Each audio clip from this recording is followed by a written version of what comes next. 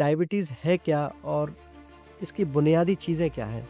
Diabetes word होता है बार बार urine आना और अधिक मात्रा में आना। अगर यूरिन मीठा है तो ये डायबिटीज मेलाइटस है, और यूरिन फीका है तो डायबिटीज इंसिपिडस है। मान लीजिए मैंने कोई टेस्ट नहीं कराया, ठीक है? तो मुझे महसूस कैसे हुआ कि मुझे डायबिटीज़ हो चुकी है? डायबिटीज़ होने के सबसे प्रमुख 5 कारण क्या हैं? स्ट्रेस भी डायबिटीज को बढ़ाता है। जिन लोगों को ऑलरेडी डायबिटीज है, अगर वो स्ट्रेस ले रहे हैं तो उनकी डायबिटीज अनकंट्रोल रहती है, और क्रॉनिक स्ट्रेस कभी कभी डायबिटीज को रिस्क देता है। 0 से लेकर के 6 माह तक की अगर बच्चे की बात करें तो हम कैसे पहचानें कि इस बच्चे को डायबिटीज़ हो गई? डायबिटीज़ से हार्ट पे कितना असर पड़ता है? क्या रिस्क में पहुँचा देती है डायबिटीज़? डायबिटीज में एक तो इंसान का कोलेस्ट्रॉल बढ़ जाता है। जब भी ब्लड शुगर अनकंट्रोल होगी, कोलेस्ट्रॉल भी बढ़ेगा। दोनों का एकदम साथ साथ का एसोसिएशन है। क्या डायबिटीज़ को हम पूरी तरह से ठीक कर सकते हैं या जिसको एक बार हो गई तो फिर कंट्रोल कर सकते हैं, ठीक नहीं कर सकते? आइडियली हर इंसान को एक बार 35 साल की उम्र के बाद ब्लड शुगर चेक करानी है। अगर ये नॉर्मल आती है तो हर 3-3 साल पर रिपीट कराना है।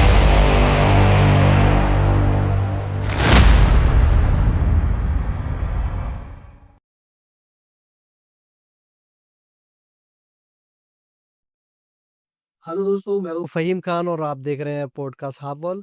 हाफ वॉल में आज हम बात करेंगे शुगर की मधुमेह लगातार बढ़ता चला जा रहा है और भारत को मधुमेह की राजधानी भी कहा जाने लगा। ये क्यों कहा जाने लगा है?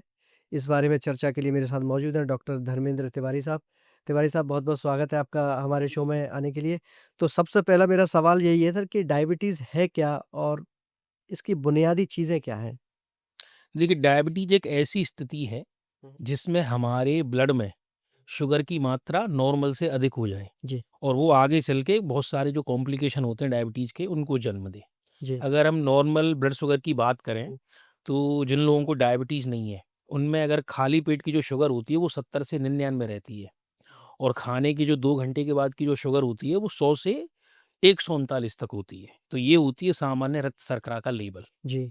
जिन लोगों की खाली पेट की शुगर 126 या उससे ज़्यादा हो, खाने के 2 घंटे के बाद 200 या उससे ज़्यादा हो, और 1 और 3 महीने की ब्लड शुगर की जाँच होती थी HbA1c, वो अगर 6.5% से ज़्यादा हो, तो इसको बोलते हैं हम डायबिटीज़।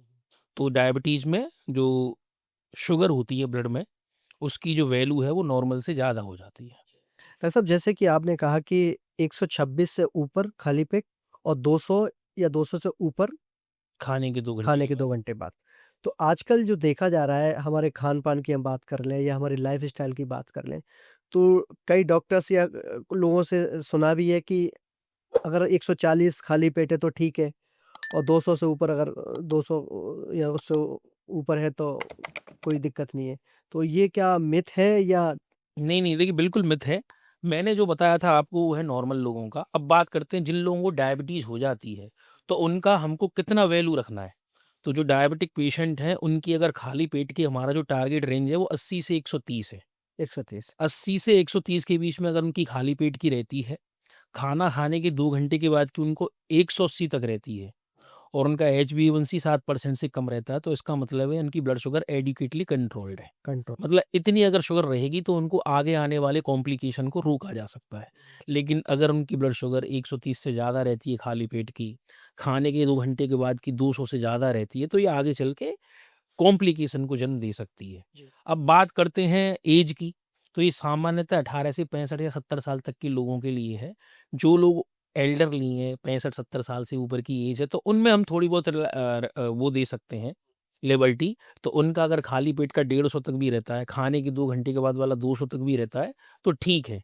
बट जो नॉर्मल एडल्ट पॉपुलेशन है, उसके लिए 80 से 130 खाली पेट, खाने के 2 घंटे बाद का 180, और HbA1c 60% से नीचे होनी चाहिए, तो ये कॉम्प्लिकेशन को नहीं होने देती है। डॉक्टर साहब, डायबिटीज़ और शुगर क्या दोनों अलग हैं या एक ही है? डायबिटीज़ एक मेडिकल टर्मिनोलॉजी है। ठीक है। डायबिटीज़ एक्चुअली एक वर्ड है, हुँ, हुँ। जिसका मतलब होता है कि यूरिन का बार-बार आना और अधिक मात्रा में आना। अच्छा। इसको बोलते हैं डायबिटीज़। अब ये 2 तरह की होती है, डायबिटीज़ मेलाइटस और डायबिटीज़ इंसिपिडस। जी। डायबिटीज़ मेलाइटस का मतलब है स्वीट।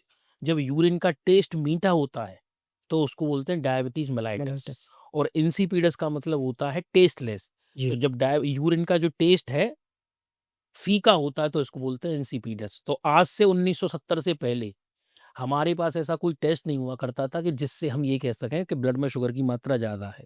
तो जो साइंटिस्ट होते थे, पेशेंट का यूरिन टेस्ट करके बताते थे कि उसको ब्लड शुगर है कि नहीं। अच्छा। तो उसके बेस पे ये डायबिटीज़ मेलाइटस हुई और डायबिटीज़ इंसिपिडस हुई। 1970 के बाद ये बेनेडिक्ट टेस्ट की जो है इन्वेंशन हुआ, उसके बाद से हम जो है ब्लड में और यूरिन में शुगर की टेस्ट कर पाए केमिकली। तब से जो है इनसे करने लगे। तो डायबिटीज़ वर्ड होता है बार-बार यूरिन आना और अधिक मात्रा में आना। अगर यूरिन मीठा है तो ये डायबिटीज़ मेलाइटस है और यूरिन फीका है तो डायबिटीज़ इंसिपिडस है। डायबिटीज़ इंसिपिडस एक अलग टर्म है और वो हमारी पिट्यूटरी में पिट्ठू। डैमेज की वजह से होती है और डायबिटीज़ मेलाइटस जो नॉर्मल हम जो डायबिटीज़ बोलते हैं उसको रिलेट करती है। तो इसमें हुँ, हुँ। एक्चुअल जो वर्ड है वो डायबिटीज़ मेलाइटस ही है, डायबिटीज़ नहीं है। इसमें दोनों में खतरनाक कौन-सी है? खतरनाक डायबिटीज़ मेलाइटस है क्योंकि डायबिटीज़ इंसिपिडस में इंसान को केवल बार-बार यूरिन आएगा, बार-बार प्यास लगेगी। अगर वो इसको मैनेज कर रहा है तो कोई दिक्कत नहीं है। बस उसकी थोड़ी-सी लाइफ़स्टाइल डिस्टर्ब होगी, उसकी जो प्रोडक्टिविटी कम होगी, कहीं बैठा है किसी मीटिंग में यूरिन बार-बार जाना पड़ रहा है उसको, है ना? बार-बार प्यास लग रही है और ऐसा है और लॉन्ग टर्म कॉम्प्लिकेशन कोई नहीं आता है, अगर जब तक वो अपना थर्स्ट को पानी पी के बुझा ले रहा है तो। हुँ। डॉक्टर साहब शुगर कितने टाइप की होती है? देखिए डायबिटीज़ के हम टाइप की बात करें तो बेसिकली अब तक तो 4 टाइप थे। अभी रिसेंटली इंटरनेशनल डायबिटिक फेडरेशन ने एक और टाइप को क्लासिफाई किया जो जो है टाइप 5 डायबिटीज़। तो सबसे पहले बात करें सबसे पहली होती है टाइप 1 डायबिटीज़। टाइप 1। ये ऐसी डायबिटीज़ है जिसमें कि हमारे जो ब्लड शुगर जो हमारा पैनक्रियाज़ है उसमें बीटा सेल होती है जहाँ से इंसुलिन बनता है। तो उन बीटा सेल के अगेंस्ट एंटीबॉडी बन जाती है और ये एंटीबॉडी उस बीटा सेल को डैमेज कर देती है। अच्छा। तो जो पेशेंट टाइप 1 डायबिटीज़ के होते हैं उनके शरीर में इंसुलिन ही नहीं बनता है। ओके। तो ऐसे रोगियों को हमेशा इंसुलिन लेना होता है। दूसरी डायबिटीज़ आती है वो है टाइप 2 डायबिटीज़। जी। टाइप 2 डायबिटीज़ ज़्यादातर ओवरवेट और ओबीज इंडिविजुअल में मिलती है और इनमें बेसिक जो डिफेक्ट होता है वो होता है इंसुलिन रेसिस्टेंस। तो इंसुलिन रेसिस्टेंस का मतलब होता है कि इंसुलिन को काम करने के लिए बहुत एफर्ट लगाना पड़ता है। बॉडी उसको रेसिस्टेंस देती है, ओवरवेट और ओबेसिटी की वजह से, तो वो अपना काम नहीं कर पाता है। जी। तो इसके बदले में बीटा सेल और ज़्यादा इंसुलिन निकालने लग जाती हैं, तो ऐसे लोगों में इंसुलिन और ज़्यादा निकलता है। जी। उसके बावजूद भी काम नहीं करता है और अल्टीमेटली बीटा सेल एग्ज़ॉस्ट हो जाती हैं और इंसुलिन फिर कम निकालना स्टार्ट कर देती है। जी। तो insulin resistance followed by defective beta cell secretion, ये होती है टाइप 2 डायबिटीज़। ठीक है। तीसरी होती है डायबिटीज़, उसको बोलते हैं हम other specific forms of diabetes. ये किसी सेकेंडरी रीज़न की वजह से होती है। जैसे कि कोई इंसान को पैनक्रियाटाइटिस हो चुकी कई बार, चाहे वो अल्कोहल की वजह से हुई हो, चाहे वो गॉल स्टोन की वजह से हुई हो या कोई भी रीज़न हो, अगर उसका पैनक्रियास डैमेज हो जाता है, तो जी। इन रोगियों को भी शुगर हो जाती है। ये टाइप 3 सी डायबिटीज़ में आता है। कुछ लोग ड्रग्स लेते हैं, जैसे क्रोनिक स्टेरॉइड की इनटेक ले रहे हैं, थायज़ाइड डाययूरेटिक्स ले रहे हैं, स्टैटिन, यहाँ तक कि कुछ एंटीसाइकोटिक्स ड्रग्स होती हैं, ओलेंजेपिन, रिस्पेरिडोन, क्यूटियापिन, ये ऐसी ड्रग्स हैं जो कि डायबिटीज़ करा देती हैं। अच्छा। हाँ, कुछ एंडोक्राइनोपैथी होती हैं, एंडोक्राइन डिसऑर्डर होते हैं, जैसे कुशिंग सिंड्रोम हो गया, फियोक्रोमोसाइटोमा हो गया, प्राइमरी एल्डोस्टेरोनिज़म हो गया, एक्रोमेगाली हो गया, इनकी वजह से भी डायबिटीज़ हो जाती है। कुछ डायबिटीज़ ऐसी होती हैं जो कि जीन में डिफेक्ट की वजह से होती हैं, जैसे नियोनेटल डायबिटीज़, ये पैदा होने के 6 महीने के अंदर हो जाती है ओह! बच्चे को। एक होती है MODY, MODY, maturity onset diabetes of young, ये भी जीन में डिफेक्ट होने की वजह से होती है और ये भी 6 टाइप की होती हैं। सो ये basically other specific forms of diabetes जो किसी न किसी वजह से होती हैं। एक आती है जेस्टेशनल डायबिटीज़। जेस्टेशनल डायबिटीज़ ऐसी डायबिटीज़ है जो प्रेगनेंसी में होती है। अच्छा। तो आइडियली ये 15 वीक के बाद ही होती है। अगर 15 वीक से पहले हमको डिटेक्ट कर पा रहे हैं किसी प्रेग्नेंट फीमेल में, तो ये होपफुली प्री एक्जिस्टिंग डायबिटीज़ है, जो कि अनडायग्नोज़ रही थी। अब जब वो महिला प्रेग्नेंट हुई और रूटीन चेकअप कराया तो पता चला शुगर है। जो प्रेगनेंसी की वजह से डेवलप होती है वो आइडियली 15 वीक्स के बाद ही डेवलप होती है, तो वो जेस्टेशनल डायबिटीज़ है। 5वीं है टाइप 5 डायबिटीज़, ये है मालन्यूट्रिशन रिलेटेड डायबिटीज़ मेलाइटस। जी। इसमें क्या होता है कि जो बच्चे क्रोनिक मालन्यूट्रिशन का शिकार हैं, मतलब चाइल्डहुड या एडोलेसेंस में उनको मालन्यूट्रिशन है, तो इनके जो पैनक्रियाज है ना, उसके बीटा सेल प्रॉपर्ली डेवलप नहीं हो पाते हैं। जी। उनका बीटा सेल का मास कम हो जाता है। हुँ, हुँ। या फिर कुछ प्रेग्नेंट फीमेल हैं जिनको प्रेगनेंसी में मालन्यूट्रिशन रहा है, तो उनके बच्चे का जो फीटस है उसमें भी पैनक्रियाज में बीटा सेल का मास प्रॉपर्ली डेवलप नहीं हो पाता है। हुँ, हुँ। तो क्रोनिक मालन्यूट्रिशन होने की वजह से इनका बीटा सेल मास प्रॉपर बन नहीं पाता है और आगे चल के इनको भी इंसुलिन की डेफिशिएंसी हो जाती है, तो ये भी डायबिटीज़ कर देती है। तो बेसिकली इस समय हम 5 टाइप की डायबिटीज़ रखते हैं, जिसमें से जो इस other specific forms of diabetes है, फिर उसमें फर्दर सब क्लासिफिकेशन है। अच्छा, डॉक्टर साहब मान लीजिए मैंने कोई टेस्ट नहीं कराया, ठीक है? तो मुझे महसूस कैसे हुआ कि मुझे डायबिटीज़ हो चुकी है? बहुत अच्छा क्वेश्चन किया आपने। देखिए, अगर हम डायबिटीज़ के सिम्पटम्स की बात करें, हाँ, तो जो डायबिटीज़ के सिम्पटम्स होते हैं कार्डिनल, उनमें सबसे पहला होता है बार-बार यूरिन आना, ठीक है, बार-बार प्यास लगना, ठीक है, बार-बार भूख लगना, और भूख लगने के बावजूद भी अच्छा खासा इंसान खाता है, उसके बावजूद भी उसका वेट कम होता है। तो बार-बार यूरिन आना, जिसको मेडिकल टर्म में बोलते हैं पॉलीयूरिया, बार-बार भूख लगना जिसको बोलते हैं पॉलीफेजिया, और बार-बार यूरिन आना जिसको बोलते हैं बार-बार प्यास लगना उसको बोलते हैं पॉलीडिप्सिया। तो पॉलीयूरिया, पॉलीफेजिया, पॉलीडिप्सिया और वेट लॉस, ये कार्डिनल सिम्पटम्स हैं। अगर किसी इंडिविजुअल को ये सिम्पटम्स आ रहे हैं तो उनको अपना ब्लड शुगर टेस्ट कराना चाहिए। लेकिन मैं यहाँ एक बात और ऐड करना चाहूँगा कि ये सिम्पटम सिर्फ 50% पेशेंट को ही मिलते हैं। अच्छा, 50% पेशेंट को डायबिटीज़ के कोई सिम्पटम नहीं मिलते हैं, इसलिए डायबिटीज़ को साइलेंट किलर भी कंसीडर किया जाता है। इन लोगों को डायबिटीज़ जब पता चलती है, जब वो किसी और वजह से अपना रूटीन चेकअप रूटीन चेकअप कराते हैं। करा। जैसे किसी ने हेल्थ इंश्योरेंस ले रखा है, एनुअल हेल्थ चेकअप कराया, उस पर शुगर निकल आई। किसी को फ्रैक्चर हो गया, किसी को टीबी हो गई, कोई किसी भी तरह का इन्फेक्शन हुआ, या किसी को अपनी रूटीन सर्जरी कराने जानी है, तो उससे रूटीन चेकअप कराया जाता है, तो उस पर शुगर निकल आई। तो 50% में ही पेशेंट को सिम्पटम्स मिलते हैं। डॉक्टर साहब अब हम बात करेंगे कारण और जोखिम के। तो डायबिटीज़ होने के सबसे प्रमुख 5 कारण क्या हैं? देखिए, डायबिटीज़ जैसा कि मैंने बताया 4 तरह 5 तरह की होती हैं, और हर हर एक उसके अलग-अलग कारण होते हैं। जी, सबसे ज़्यादा जो कॉमन देखने वाली डायबिटीज़ है वो टाइप 2 डायबिटीज़ है। इसे थोड़ा सिंपल भाषा में समझें ताकि दर्शक बिल्कुल ईज़ी वे में ले सकें इसको। देखिए, जैसा कि मैंने बताया आपको कि डायबिटीज़ 5 तरह की होती है, टाइप 1, टाइप 2, जेस्टेशनल, टाइप 5 और other specific forms of diabetes. हर के अलग-अलग रीज़न हैं। ठीक है, अगर हम परसेंट की बात करें तो जो मोस्ट कॉमन डायबिटीज़ होती है वो टाइप 2 डायबिटीज़ है। टाइप 2 लगभग 90% पेशेंट जो होते हैं वो टाइप 2 डायबिटीज़ के होते हैं। तो मैं बेसिकली टाइप 2 डायबिटीज़ पे ही फ़ोकस करना चाहूँगा रीज़न पे, बाकी के रीज़न अभी बाद में डिस्कस कर लेंगे। ठीक है। तो टाइप 2 डायबिटीज़ का देखिए सबसे मोस्ट कॉमन रीज़न है हमारी जो बदलती जीवन शैली है। जी, आज की डेट में अगर देखा जाए तो हम लोगों की जो लाइफ़स्टाइल है बहुत ज़्यादा सीडेंटरी हो गई है, और टोटली हम मशीन पे डिपेंडेंट हो गए हैं। जी, हमको अगर 1 या 2 फ्लोर चढ़ने जाना होगा, लिफ्ट का यूज़ करेंगे। पास की दुकान से पान खाने जाना होगा, बाइक या स्कूटी यूज़ करेंगे।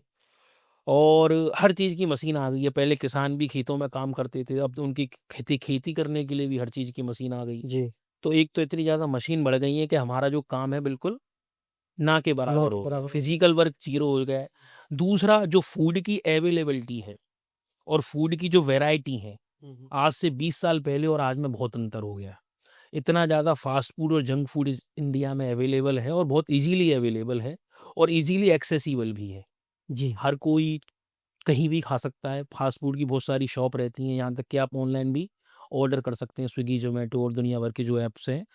तो ये क्या है कि बहुत ज़्यादा हाई कैलोरी डाइट होती है, जो इंसान का वेट बढ़ाती है। तो एक तो हमारी कैलोरी जो हम एक्सपेंडिचर कर रहे हैं कैलोरी पे, वो कम हो रहा है, हुँ, हुँ। बिकॉज़ हमारी सीडेंटरी लाइफ़स्टाइल है।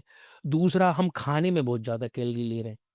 तो जो पॉजिटिव एनर्जी बैलेंस हो रहा है कि कैलोरी हम ज़्यादा बढ़ा रहे हैं और कंज़म्पशन कम कर रहे हैं जी, उसका, तो उसकी वजह से ओवरवेट और ओबेसिटी बढ़ती जा रही है। जी।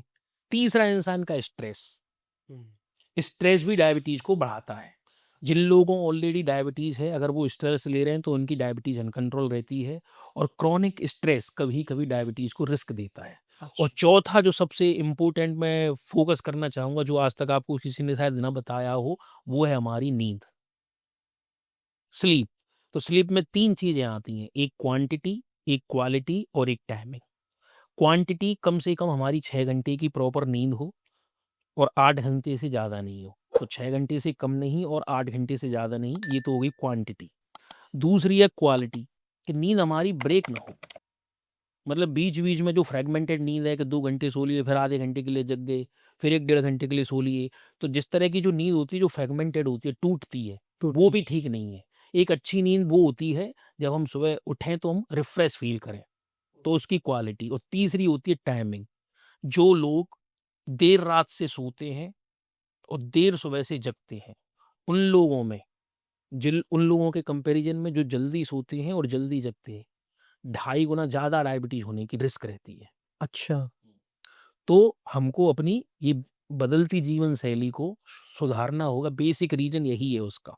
हुँ, हुँ। डॉक्टर साहब आपने कहा कि 6 घंटे से कम नहीं होना चाहिए और 8 घंटे से ज़्यादा नहीं। तो इसके पीछे 8 घंटे से ज़्यादा ना होने का रीज़न क्या है? मतलब इसके पीछे क्या कारण है?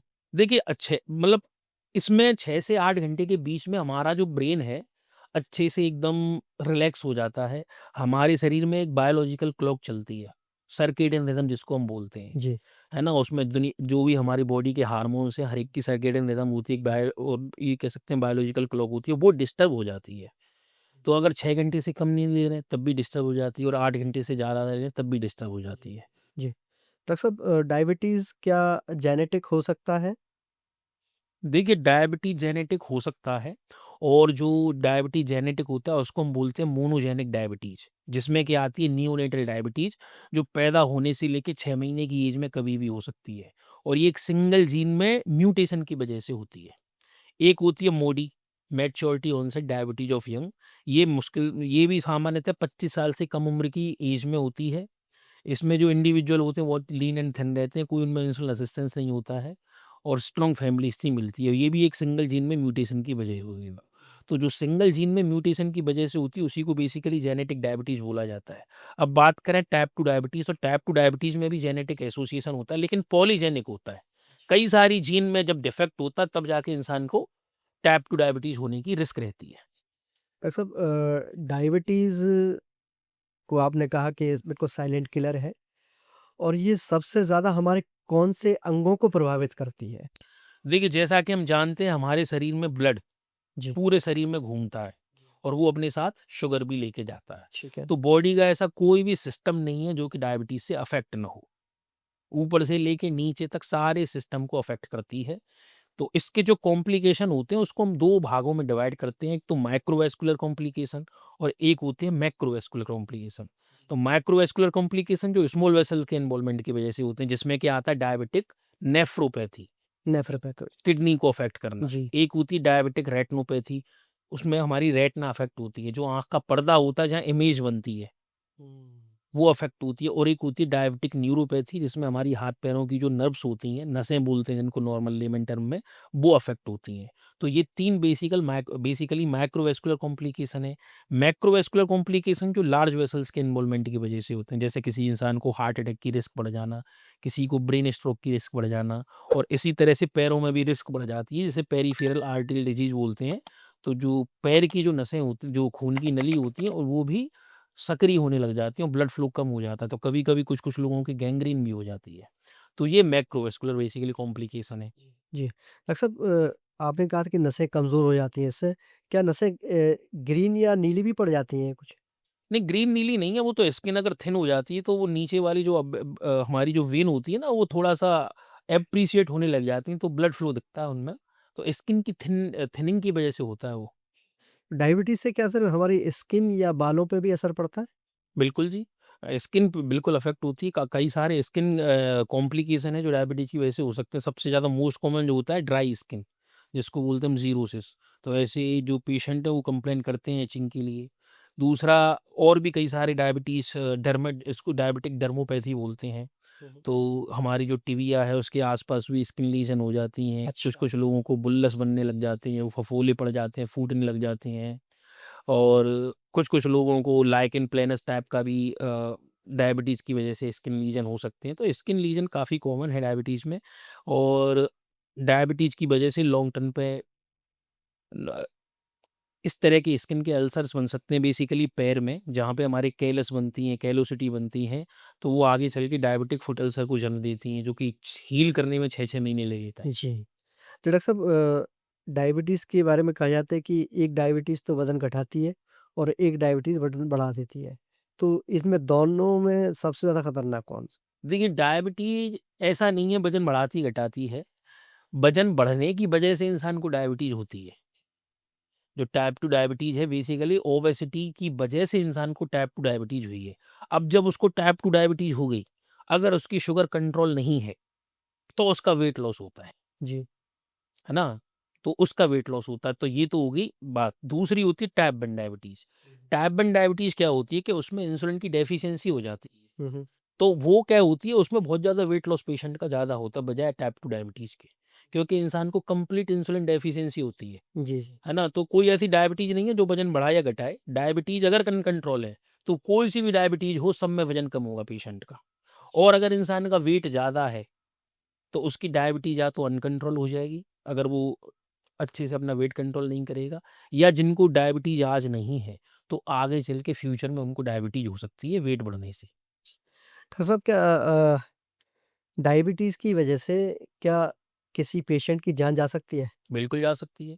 देखिए, अगर डायबिटीज़ अनकंट्रोल रहे, तो डायबिटीज़ की वजह से बेसिकली 2 एक्यूट कॉम्प्लिकेशन है, जिनमें मोर्टेलिटी रिस्क हाई होती है। एक होता है डायबिटिक कीटोएसिडोसिस, जो सामान्यतः टाइप 1 डायबिटीज़ के बच्चों में देखने को मिलता है, लेकिन टाइप 2 डायबिटीज़ के पेशेंट में भी देखने को मिलता है।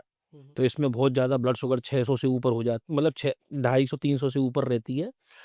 इंसान का ब्लड का पीएच कम हो जाता है, बाइकार्बोनेट कम हो जाता है, उसको जो है बहुत रेस्पिरेटरी डिफ़िकल्टी होती है, और मोर्टेलिटी भी 1% तक के आस-पास होती है, अगर अच्छे से मैनेज नहीं किया तो।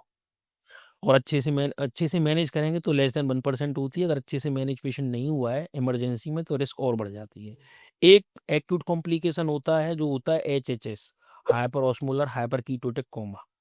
इसमें क्या है, ये बेसिकली टाइप 2 डायबिटीज़ पेशेंट में मिलता है, और इसमें ब्लड शुगर 600 से ऊपर 1200 तक हो सकती है, और पेशेंट सीवियरली डिहाइड्रेटेड होता है।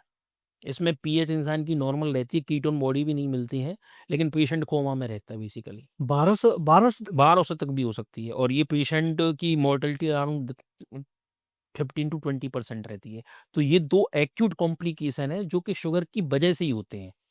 अब बात करते हैं कि शुगर की वजह से और ऑर्गन अफेक्ट हुए और उनसे उसकी मोर्टेलिटी हुई। जैसे कि इंसान की अनकंट्रोल शुगर है, तो हार्ट अटैक की रिस्क बढ़ जाती है, जी। और जिन लोगों को डायबिटीज़ है, उनका जो हार्ट अटैक है, और जिन लोगों को डायबिटीज़ नहीं है, उनका जो हार्ट अटैक है, उसकी सीवियरिटी डायबिटीज़ पेशेंट में ज़्यादा होती है। तो उनको मोर्टेलिटी रिस्क बढ़ जाती है। इसके अलावा डायबिटीज़ की वजह से इंसान के गुर्दे खराब हो गए। गुर्दे खराब होने से पोटेशियम के लेवल बढ़ जाते हैं, तुरंत किसी इंसान को वेंट्रिकुलर टैकीकार्डिया या फिब्रिलेशन हो सकता है। जी। तो एक तो डायबिटीज़ अपने आप में बहुत ज़्यादा बढ़ जाए, तो उसकी वजह से इंसान की जो है मोर्टेलिटी हो सकती है, या उसका सेकेंडरी टू हार्ट की रिस्क बढ़ाना या किडनी की रिस्क बढ़ाना, उसकी वजह से भी इंसान की डेथ हो सकती है। ऐसी कंडीशन में डॉक्टर साहब जो हमारी ब्लड शुगर सामान्य रहे, इसके लिए सबसे अच्छी चीज़ क्या है जो हम कर सकें? देखिए, सबसे पहली चीज़ तो उन लोगों के लिए जिनको आज डायबिटीज़ नहीं है, लेकिन वो डायबिटीज़ की रिस्क पे हैं, और सामान्यतः ऐसे लोग ओवरवेट और ओबीज़ कैटेगरी में आते हैं, जिनकी लाइफ़स्टाइल बहुत ही सीडेंटरी होती है। तो वो अपनी एक अच्छी लाइफ़स्टाइल जिएँ, जिसमें कि कैलोरी अपनी एक फ़िक्स क्वांटिटी खाएँ। बहुत ज़्यादा हाई कार्बोहाइड्रेट डाइट और हाई फैटी डाइट लेने से को अवॉइड करें। दूसरा, कम से कम 30 मिनट की एक्सरसाइज वो पर डे करें। हुँ, हुँ। इसमें 30 मिनट में वो 1 हफ्ते में 5 दिन एरोबिक एक्सरसाइज कर सकते हैं, और एरोबिक एक्सरसाइज में कुछ भी वो सिंपल ब्रिस्क वॉक कर सकते हैं, स्विमिंग कर सकते हैं। जिन लोगों को साइकिलिंग का शौक है, वो साइकिल चला सकते हैं। कुछ लोगों को अगर नहीं कुछ करना है, तो वो अपना रूम में म्यूज़िक लगा के डांस कर सकते हैं। लड़कियाँ रस्सी कूद सकती हैं, आउटडोर गेम्स हो गई, कोई फ्रेंड हो उसके साथ बैडमिंटन खेल सकती हैं। तो इस तरह की आधे घंटे की एरोबिक एक्सरसाइज, और कम से कम 1 हफ्ते में 3 रेसिस्टेंस एक्सरसाइज के सेशन, जिसमें कि मसल स्ट्रेचिंग वाली एक्सरसाइज होती है, जो कि हम सिंपली जिम में जाके डंबलिंग हो गई, वेट लिफ्टिंग हो गई, इस टाइप की एक्सरसाइज कर सकते हैं। और एक अपनी प्रॉपर नींद लें, स्ट्रेस को मैनेज करें। तो अगर इस तरह से वो ज़िंदगी जी रहे हैं, तो उनको आगे चल के डायबिटीज़ की काफ़ी रिस्क कम हो सकती है। अब जिन लोगों को डायबिटीज़ ऑलरेडी हो चुकी है, उनको जो मैंने लाइफ़स्टाइल ये बताएँ, वो तो करना ही करना है। जी। अगर इसके बावजूद भी उनकी शुगर कंट्रोल में नहीं है, तो अपने शहर के एंडोक्राइनोलॉजिस्ट से, डायबिटोलॉजिस्ट से मिलें और प्रॉपर ट्रीटमेंट लें, और शुगर को बढ़ने से पहले ही कंट्रोल करें। बहुत से लोग क्या करते हैं कि शुगर बढ़ गई तब दिखाने जाते हैं, जी। है ना? तो बढ़ के तो फिर वो नुकसान कर ही देगी ना, तो सही उसको बात। बढ़ने से पहले ही रोकना है। तो जी। इस तरह से वो मैनेज कर सकते हैं। हुँ। डॉक्टर साहब बच्चों में डायबिटीज़ के केस भी बढ़ते चले जा रहे हैं। जैसे आपने बताया 0 से लेकर के 6 मंथ तक। तो इसमें क्या कारण देखने को मिलते हैं जो कि आपके पास तो केसेस आते होंगे इस तरह से? देखिए, बच्चों में जो डायबिटीज़ है ना, उसका मोस्ट कॉमन रीज़न है टाइप 1 डायबिटीज़। और मैंने बताया कि टाइप 1 डायबिटीज़ में जब बच्चा पैदा होता है, तो थोड़ा बहुत वो पॉलीमॉर्फिज़म लेके आता है जीन में। तो पहला हिट तो उसको उसी समय हो गया। अब सेकंड हिट होता है, कभी-कभी कुछ वायरसेस ऐसे होते हैं, जो उसको इन्फेक्ट करते हैं, और वो मॉलिक्यूलर मिमिक्री करने लग जाते हैं। मतलब जो बीटा सेल है, उसी की तरह से अपनी एंटीजन को प्रेज़ेंट कर देते हैं। तो बॉडी इस वायरस के अगेंस्ट एंटीबॉडी बनाती है, लेकिन वो उसको भी इसी तरह से रिकॉग्नाइज़ करती है हमारी बीटा सेल को और उनको डैमेज करने लग जाती है। तो ये टाइप 1 डायबिटीज़ बच्चों में कॉमन है। इसके अलावा पैदा होने से लेके 6 महीने के बच्चे को नियोनेटल डायबिटीज़ भी हो सकती है। तीसरी डायबिटीज़ है मूडी, वो भी बच्चों को हो सकती है। और कुछ-कुछ बच्चे ऐसे होते हैं जिनको जेनेटिक डिफेक्ट की वजह से क्रोनिक पैनक्रियाटाइटिस हो जाती है। तो उन लोगों में ये टाइप 3C डायबिटीज़ भी कॉमन है। अब इस समय चाइल्डहुड ओबेसिटी भी काफ़ी बढ़ने लगी है बिकॉज़ बहुत ज़्यादा जंक फूड खा रहे हैं बच्चे भी आजकल, ओबेसिटी बढ़ती जा रही है और लाइफ़स्टाइल बच्चों की भी सीडेंटरी हो गई। तो आजकल टाइप 2 डायबिटीज़ भी बच्चों में देखने को मिली है। तो मतलब हर तरह की डायबिटीज़ बच्चों में हो सकती है। पहले ये समझा जाता था कि बच्चा टाइप 1 डायबिटीज़ या मूडी, लेकिन आज की डेट में ऐसा नहीं है। आज की डेट में बच्चों को भी टाइप 2 डायबिटीज़ देखने को मिल रही है और इसका रीज़न है चाइल्डहुड ओबेसिटी। डॉक्टर साहब 0 से लेकर के 6 माह तक की अगर बच्चे की बात करें तो हम कैसे पहचानें कि इस बच्चे को डायबिटीज़ हो गई?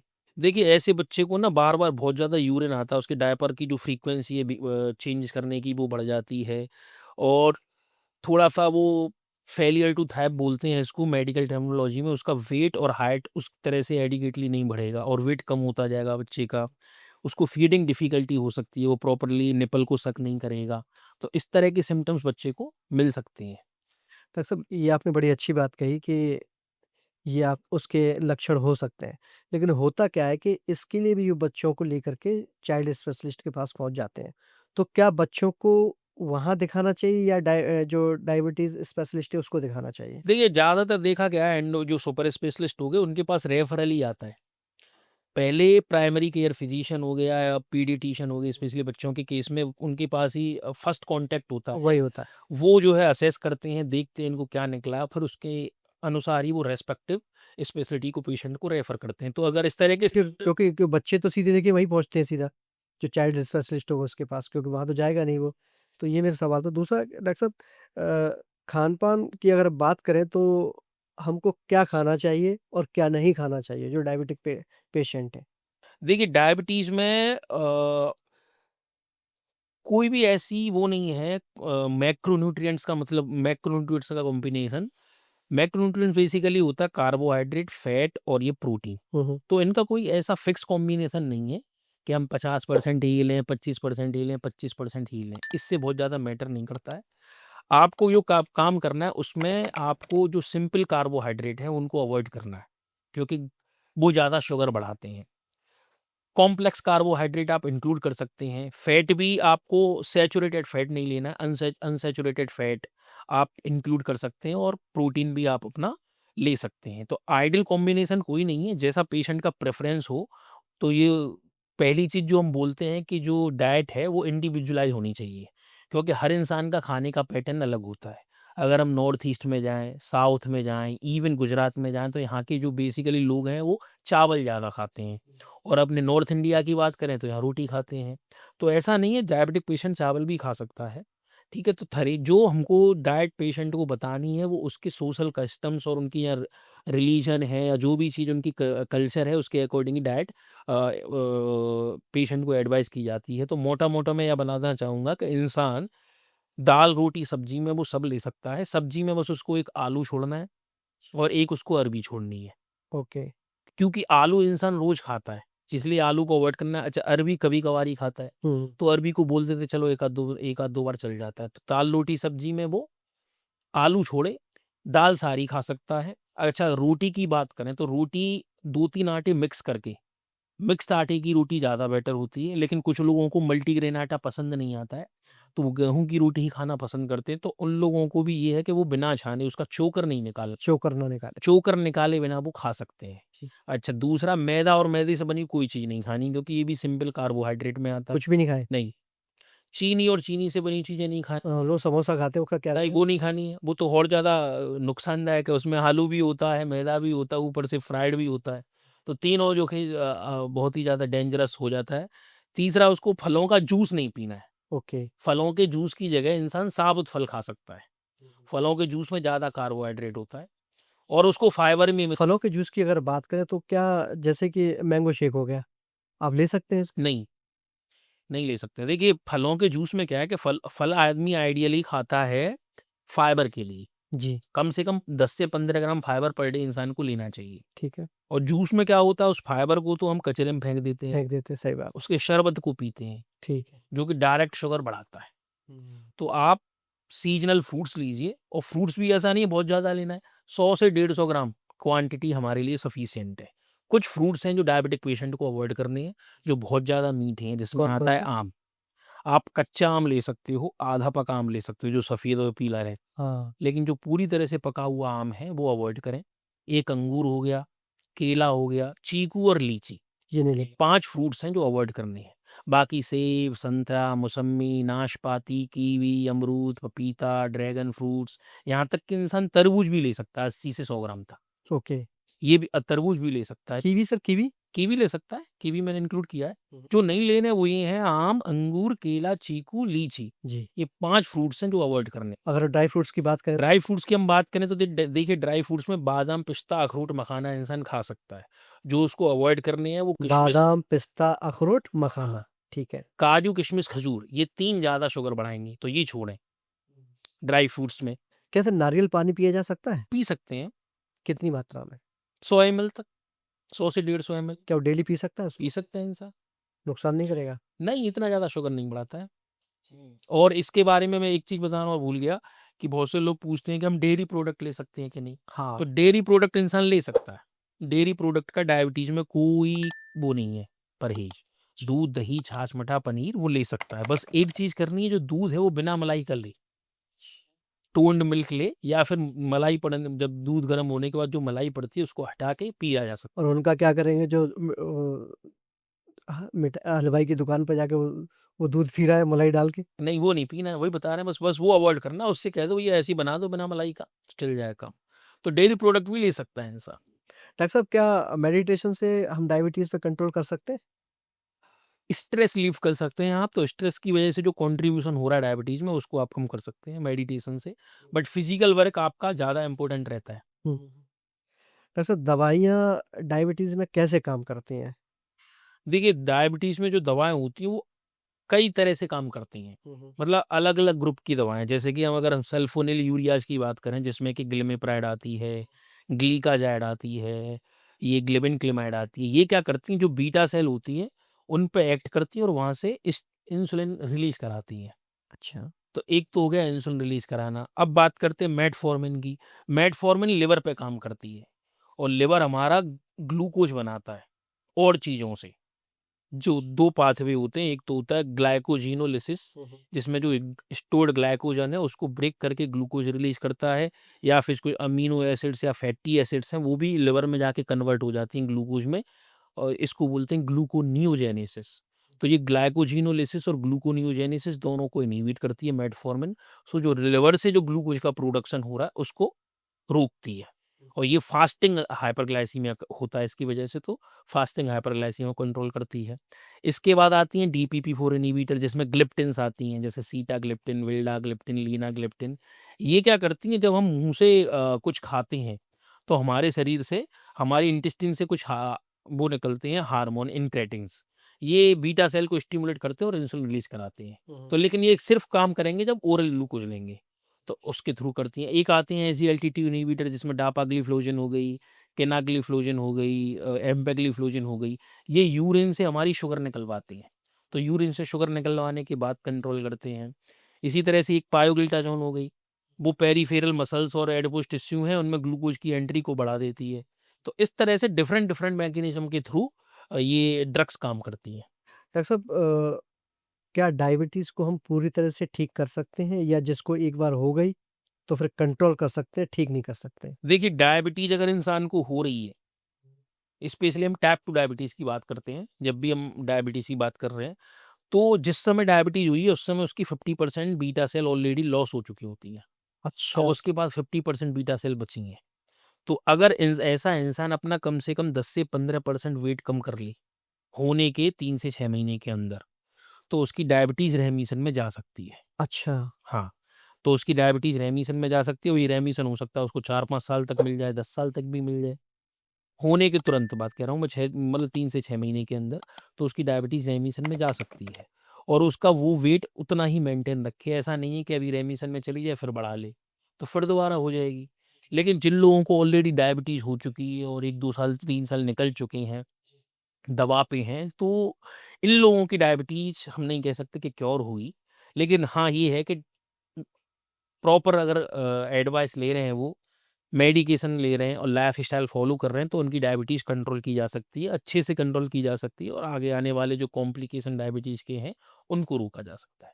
डॉक्टर साहब एक एक क्या बहुत सारी जगहों पे देखा जाता है कि कोई आयुर्वेदिक के नाम पे, कोई यूनान के नाम पे या किसी भी फ़ॉर्म में देख लिया जाए, वो दावा करते हैं कि ये 100% सही हो जाएगा और कुछ देते भी हैं। वो कहते हैं मेरा इतना 300 था और 100 रह गया। तो इसे क्या कहेंगे आप? ये कि वो क्या देते हैं उसमें मतलब? देखिए, उनके बारे में तो मैं ज़्यादा कमेंट नहीं करना चाहूँगा, बट मैंने मेरे कुछ पेशेंट्स ऐसे थे, जो दवा से अच्छे खासे कंट्रोल थे और इस तरह के जो है, वही जो चूरन-वूरन मिलते हैं मेरे उसमें मेरे भी लोग मिलने हाँ, वाले हैं जो लाइक गए थे, हाँ। लेकिन उन्होंने जैसे ही स्टार्ट किया, उसके बाद उनकी शुगर 600 साढ़े 600 हो गई थी। तो फिर दोबारा मेरे पास लौट के आई थी। हाँ, हाँ। अच्छा, एक केस हमने पढ़ा था राजस्थान में कि वहाँ पे भी कोई दावा करता था और एक जो कोई शायद विधायक जी थे, उन्होंने अपना खाया, उनका इंसुलिन बंद भी हो गया, तब उन्होंने शक हुआ। तो जब उसका प्रोडक्ट की उन्होंने जाँच कराई, तो उसमें पता चला ग्लिमिप्राड और मेटफॉर्मिन काफ़ी गुना तक थी। ओह!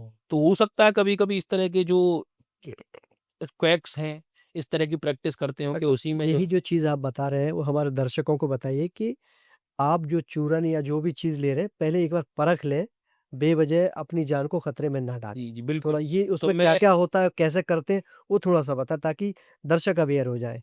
देखो, मैं आपको अभी बता चुका हूँ कि देखिए, डायबिटीज़ को जैसी होती है, तो सिर्फ़ वेट अगर हम कंट्रोल करें, 10 से 15% अपना वेट कम कर लें, तो उसको रेमिशन में डायबिटीज़ को रेमिशन में जा सकती है। बाकी 1-2 साल की अगर डायबिटीज़ हो जाती है, तो कम चांसेज़ हैं कि वो क्योर हो, तो उसके लिए हम एक अच्छी लाइफ़स्टाइल के साथ-साथ कुछ मेडिसिन की ज़रूरत पड़ती है।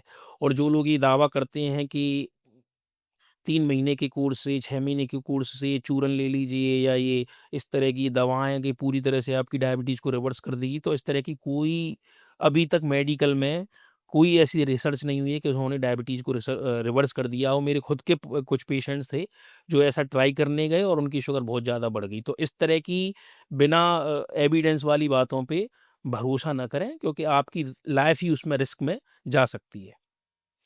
डॉक्टर साहब डायबिटीज़ पेशेंट क्या ब्लड डोनेट कर सकता है? बिल्कुल कर सकते हैं। किस कंडीशन में? अगर उनका ब्लड शुगर कंट्रोल में है, तो और एचबीएवंसी कंट्रोल में है, तो वो ब्लड डोनेट कर सकते हैं। कितने दिन बाद? जैसे कि आइडियली इंसान का जैसे एचबीएवंसी होता है, उसको 3 महीने लगते हैं नॉर्मल होने में। अब सपोज़ करिए किसी का 15% एचबीएवंसी है, तो अगर वो 7% से नीचे 7% तक रहता है, तो वो डोनेट कर सकते हैं। जी। डायबिटीज़ में क्या चक्कर आना या सर में दर्द होना होता है या नहीं होता है? अगर ब्लड शुगर बढ़ जाती है इंसान की, तो उसको खड़े होने पे थोड़ा-सा डिज़ीनेस हो सकती है। तो ये एक सिम्पटम है और आँखों से धुंधला भी दिखता है। ये ब्लड शुगर बढ़ने के सिम्पटम होते हैं। हुँ, हुँ। बाकी एकदम ये कभी-कभी शुगर लो होने से भी चक्कर आते हैं। ज़्यादा शुगर जब लो हो जाती है, जिसको हम हाइपोग्लाइसेमिया बोलते हैं, 70 से नीचे जब शुगर हो जाती है, तब भी इंसान को चक्कर आ सकते हैं, घबराहट हो सकती है, धड़कन तेज़ हो सकती है, बिना बात के पसीना आ सकता है, बेहोशी-सी छा सकती है। इस तरह के सिम्पटम आ सकते हैं।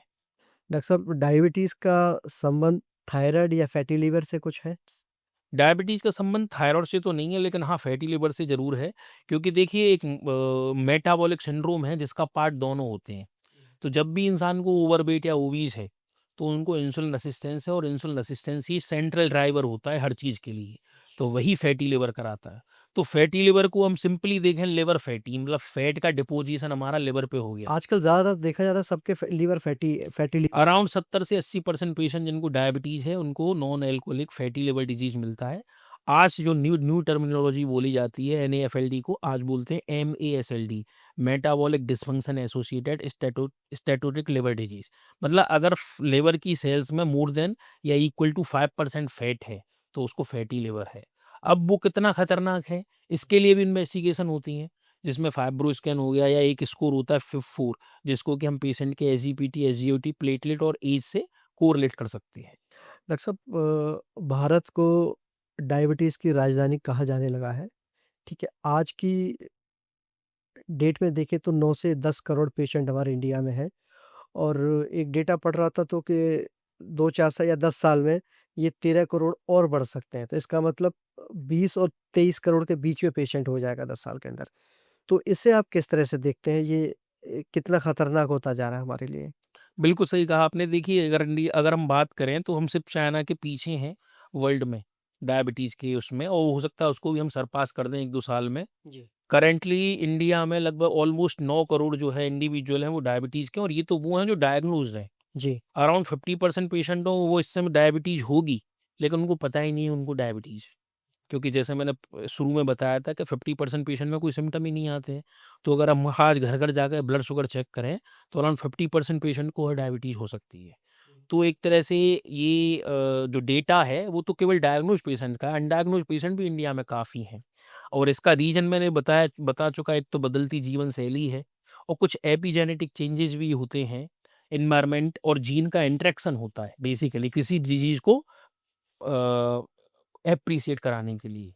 तो जैन जीन में तो ऑलरेडी है ही है, थोड़ा बहुत एनवायरमेंटल फैक्टर हो गई, जिसमें हमारी लाइफ़स्टाइल हो गई, स्ट्रेस हो गया, और हम बहुत ज़्यादा वेस्टर्न कल्चर को अडॉप्ट करते जा रहे हैं, जो इंडिया पहले हुआ करता था, जिसमें फिजिकल वर्क हुआ करता था, हमारी कस्टम्स अलग थी, खान-पान सब कुछ अलग था, जो पूरी तरह से चेंज हो। चेंज हो गया। तो इसकी वजह से एक बढ़ता हुआ स्ट्रेस, काम का स्ट्रेस है, हर इंसान में कॉम्पिटिशन है आगे बढ़ने का, 24 घंटे वो उसी के बारे में सोच के, प्रॉपरली नींद नहीं लेना।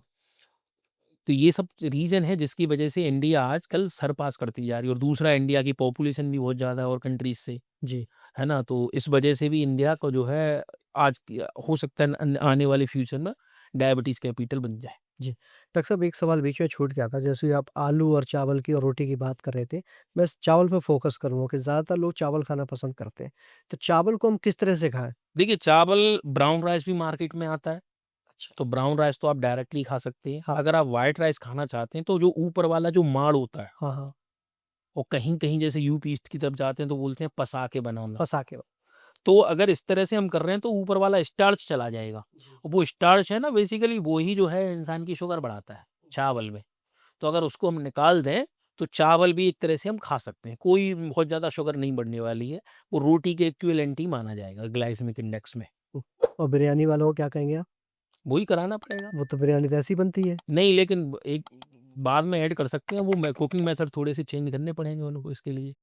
ये ओज़ेम्पिक मेडिसिन्स क्या होती हैं सर? देखिए, ओज़ेम्पिक ब्रांड नेम है। इसमें जो सॉल्ट है वो सेमाग्लूटाइड। अच्छा। तो सेमाग्लूटाइड क्या है? एक जीएलपी-1 एनालॉग है। जीएलपी-1 क्या है कि हम जब खाना खाते हैं तो हमारी इंटेस्टाइन से एक हार्मोन रिलीज़ होता है, जीएलपी-1, ग्लूकागोन लाइक पेप्टाइड 1। ये एक तो हमारे जो बीटा सेल हैं उनके पास जाके इंसुलिन को रिलीज़ कराता है। बीटा सेल के पास ही एक अल्फा सेल होती है जहाँ से ग्लूकागोन निकलता है, उसको सप्रेस करता है। ठीक है? तो इसका बेसिकली ये काम होता है। लेकिन जब हम इसको हाई डोज़ में देते हैं, ओज़ेम्पिक को या सेमाग्लूटाइड को, तो ये हमारी सैटिस्फाई भी कराता है। मतलब ब्रेन में हाइपोथैलेमस के जो सेंटर होते हैं, वहाँ पे एक्ट करता है और इंसान की भूख कम कर देता है। अच्छा। तो इसकी वजह से क्या होता है, इंसान का वेट भी कम होता है। ठीक है? तो ये डायबिटीज़ की दवा है, बेसिकली इसको डायबिटीज़ के लिए ही खोजा गया था। लेकिन जब डायबिटिक इंडिविजुअल में इसको दिया गया, तो पता चला कि इसने उनका वेट भी अच्छा खासा कम कर दिया है। तो उन्होंने सोचा कि भाई इसको तो ओबीज इंडिविजुअल में भी हम ट्राई कर सकते हैं। तो एक डेडिकेटेडली बिना डायबिटीज़ वाले वो जो ओबीज इंडिविजुअल है उनके लिए भी इसको ट्राई किया गया, तो उनमें भी अच्छा खासा वज़न कम किया। तो एक ऐसी दवा है जिसको हम डायबिटीज़ पेशेंट में भी दे सकते हैं, और जो प्लेन ओबीज पेशेंट है जिनको डायबिटीज़ नहीं है उनमें भी दे सकते हैं। उनका भी वेट कम करती है। तो डॉक्टर साहब, डायबिटीज़ से हार्ट पे कितना असर पड़ता है? क्या रिस्क में पहुँचा देती है डायबिटीज़? बिल्कुल जी। देखिए, डायबिटीज़ एक रिस्क फैक्टर होती है कार्डियोवास्कुलर डिज़ीज़ के लिए। डायबिटीज़ से क्या होता है कि डायबिटीज़ यूजुअली इंसुलिन रेजिस्टेंस के साथ एसोसिएटेड होती है, और इंसुलिन रेजिस्टेंस आगे चल के हाइपरटेंशन कराता है। अनकंट्रोल्ड डायबिटीज़ और इंसुलिन रेजिस्टेंट कोलेस्ट्रॉल पेशेंट का बढ़ा देते हैं। तो ये दोनों एथेरोस्क्लेरोसिस को बढ़ा देते हैं। एथेरोस्क्लेरोसिस एक ऐसी कंडीशन है जिसमें हमारी जो खून की नली है, वो सक्रिय होने लग जाती है, वहाँ एक प्लेग बनने लग जाता है। तो जो हमारा इतना ल्यूमेन है उसको ब्लॉक करने स्टार्ट कर देते हैं ये। और अच्छा। जब वो कंप्लीट ब्लॉक हो जाता है तो उसके बाद ब्लड सप्लाई रुक जाती है, और हार्ट में अगर हुआ ये, तो हार्ट का एक पर्टिकुलर हिस्सा डैमेज हो जाएगा, इसी को हम हार्ट अटैक बोलते हैं। अच्छा। डॉक्टर तो साहब, जी, आप बताइए, बताइए। तो ये जो डायबिटीज़ है, डायबिटीज़ हो गई, हाइपरटेंशन हो गया, हाई कोलेस्ट्रॉल हो गया, ये सारे के सारे एज़ ए कंट्रीब्यूशन में एथेरोस्क्लेरोसिस को बढ़ा देते हैं, जिससे इंसान को हार्ट अटैक की रिस्क बढ़ जाती है। इसी में एक सवाल था, आपसे एक बार मेरी बात हो रही थी, तो आपने कहा था कि जो जिनको डायबिटीज़ है, उनका कोलेस्ट्रॉल बड़ा खराब हो जाता है। तो वो कैसे होता है? बिल्कुल, देखिए डायबिटीज़ में एक तो इंसान का कोलेस्ट्रॉल बढ़ जाता है, जब भी ब्लड शुगर अनकंट्रोल होगी, कोलेस्ट्रॉल भी बढ़ेगा, दोनों का एकदम साथ-साथ का एसोसिएशन है। तो ऐसे लोगों का जो डायबिटीज़ में जो वो मिलती है हमको जो कोलेस्ट्रॉल लिपिड प्रोफाइल, उसमें ट्राइग्लिसराइड के लेवल बढ़ जाते हैं। एलडीएल यूजुअली या तो नॉर्मल रहता है या थोड़ा-सा बढ़ जाता है और एचडीएल कम हो जाता है। हुँ, हुँ। ठीक है? तो जो नॉर्मली जो टारगेट किया जाता है वो एलडीएल है, 100 से नीचे होना चाहिए। तो कुछ पेशेंट ऐसे होते हैं डायबिटीज़ से उनका 100 से नीचे भी है और फिर भी उनको रिस्क ज़्यादा है। तो वो इस वजह से होती है कि जो डायबिटिक पेशेंट होते हैं ना उनमें एलडीएल की क्वालिटी भी खराब होती है। एक तो होगी क्वांटिटी जो 100 से ऊपर है और एक है बाकी में वो 100 से नीचे लेकिन उसकी क्वालिटी भी खराब है। वो बहुत ज़्यादा एथेरोजेनिक होता है। स्मॉल और डेंस एलडीएल बनता है डायबिटिक पेशेंट में जो ज़्यादा एथेरोजेनिक होता है। तो एथेरोजेनिक का मतलब होता है हाँ, एथेरोस्क्लेरोसिस की रिस्क को बढ़ा देता है। तो ऐसे लोगों को आइडियली 40 से साल के लिए से के 75 साल के इंडिविजुअल जो भी डायबिटीज़ हैं, चाहे उनका कोलेस्ट्रॉल नॉर्मल है, तब भी उनको स्टैटिन जो कोलेस्ट्रॉल कम करने वाली दवाएँ दी जाती है। कब तक दी जाती है? 40 से लेके 75 साल। नहीं, उस दवा क्या हमेशा चलेगी? जी, जी। Irrespective irrespective of LDL level देनी देनी है क्योंकि वो जो स्मॉल डेंस एचडीएल पार्टिकल हैं जो कंट्रीब्यूट कर रहे हैं उसको रोकेगी। अच्छा डॉक्टर साहब मेरा अंतिम सवाल ये है कि एक कोई ऐसा मैसेज दीजिए ताकि लोग अवेयर हों डायबिटीज़ को लेकर के। उन्हें क्या करना चाहिए, क्या नहीं करना चाहिए? वो मैसेज हमारे दर्शकों को आप देंगे तो मुझे लगता है उन्हें फ़ायदा होगा। देखिए, जैसा कि मैं बता चुका हूँ, इस समय डायबिटीज़ बहुत तेज़ी से बढ़ रही है और इसका जो बेसिक रीज़न है, वो हमारी बदलती जीवनशैली है। तो सबसे पहला मैं आपसे कहना चाहूँगी, अपनी एक लाइफ़स्टाइल को अच्छे से मैनेज करें, जिसमें बहुत ज़्यादा हाई कैलोरी डाइट ना खाएँ। अपना जितना हमको रिक्वायरमेंट है, एक नॉर्मल एडल्ट जो मेल होता है, उसकी 2000 से 2200 किलो कैलोरी की रिक्वायरमेंट होती है और एक नॉर्मल एडल्ट फीमेल की होती है 1800 से 2000। तो इतनी ही कैलोरी आपको पर डे लेनी है। और कम से कम आधे से 1 घंटे एक्सरसाइज ज़रूर करें पर डे जो कि बहुत ज़रूरी है। प्रॉपर अपनी नींद लें। अगर आप स्मोकिंग करते हैं तो स्मोकिंग को छोड़ें। अल्कोहल लेते हैं तो उसको मॉडरेशन में करें या ना करें तो और अच्छी बात है। और इन सब चीज़ के साथ-साथ मैं एक चीज़ और कहना चाहूँगा कि अगर किसी को डायबिटीज़ हो भी जाती है, तो उसको इग्नोर ना करें। वो जैसे ही डायग्नोज़ हो आप एक डायबिटीज़ स्पेशलिस्ट से मिलें और प्रॉपरली अपना उनके फ़ॉलो-अप में रहें, क्योंकि शुगर बढ़ाने के बाद अगर जा रहे हैं, तो वो तो नुकसान कर ही देगी, तो हमको उसको बढ़ने से पहले ही रोकना है, जिससे कि उसके कॉम्प्लिकेशन को रोका जाए। तो ये एक तो लाइफ़स्टाइल आपको अच्छे से फ़ॉलो करनी है, अगर इंसान को डायबिटीज़ हो भी जाए, तो उनको प्रॉपरली अपना इलाज कराना है, समय-समय पे अपनी शुगर की जाँच करनी है। जो भी हमारी टारगेट रेंजेज़ हैं ब्लड शुगर की, उनको अपने उसी विदिन टारगेट रेंज में रखना है। और कुछ लोग ऐसे भी होते हैं कि जिनको शुगर नहीं है, लक्षण भी नहीं है, तो उनको कब शुगर चेक कराएँ? तो आइडियली हर इंसान को एक बार 35 साल की उम्र के बाद ब्लड शुगर चेक करानी है। अगर ये नॉर्मल आती है, तो हर 3-3 साल पे रिपीट कराना है और जैसे ही वो बढ़ने लगे, तब एक बार डॉक्टर से संपर्क ज़रूर करें।